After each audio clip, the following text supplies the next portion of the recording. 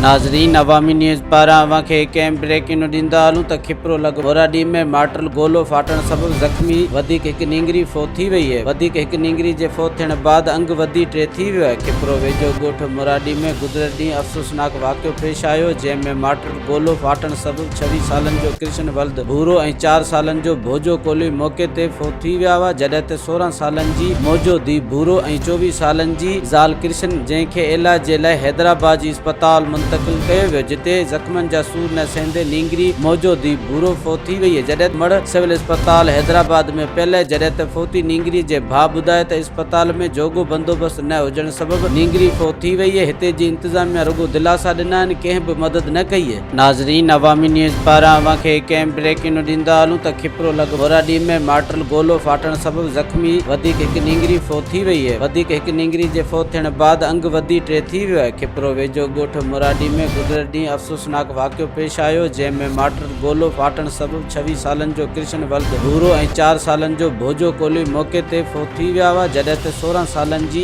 मौजो धी भूरो ऐं 24 सालनि जी ज़ाल कृष्ण, जंहिंखे इलाज जे लाइ हैदराबाद जी अस्पताल मुंतक़िल कयो वियो, जिते ज़ख़्मनि जा सूर न सहंदे नींगरी मौजो धी भूरो फोत थी वई है। जॾहिं मड़ सिविल अस्पताल हैदराबाद में पियल आहे, जॾहिं त फोती नींगरी जे भाउ ॿुधाए त अस्पताल में जोॻो बंदोबस्त न हुजण सबबि नींगरी फोत थी वई है। हिते जी इंतज़ामिया रुगो दिलासा ॾिना आहिनि, कंहिं बि मदद न कई है।